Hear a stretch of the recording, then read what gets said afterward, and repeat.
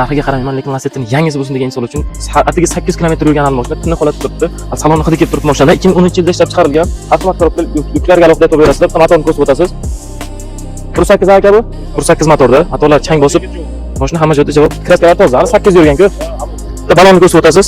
Zavodga diskada 4 ta yumshoq yangi balon taqilgan ekan. Salonlarni boshqa yaxshilab ko'rsatib o'ting. Haqiqatan mashina tiniq holatda turibdi. Bemalol ko'rib tekshirib olasizlar deyapti egalari. Kraskalarni aytib o'tganimizda mutlaqo toza. Chunki mashina 8 kilometr yurgan. Endi bu mashinaning o'zining balichiklari bor. Puliga qaramayman degan insonlar uchun bu faqat. Orqadan ko'rsatib o'tasiz. Mashinalar qanaqa tiniq turibdi hali. Hech narsa qilmagan, akvarim bo'lib turibdi mashina. Bagajni ko'rsatib o'tamiz. Realni hidi kelib turibdi mashina. Qarang, qanaqa toza akkurat turibdi. Zapaskalar tushmagan ekan. Laminatsiya qilib qo'yibdi salonni. Narxi 15 ming dollar akalar. Kelishadigan joyi bor. Egalarning raqamini opsiyonada qoldiramiz. Telefon qilib baraka qilsang bo'ladi. Bu videoni shunaqa Lacetti'ni yangisidan avtomatdan izlab yurgan tanishlarga jo'natib qo'yasiz. Bitta like bosasiz videoga rahmat qilmaydi.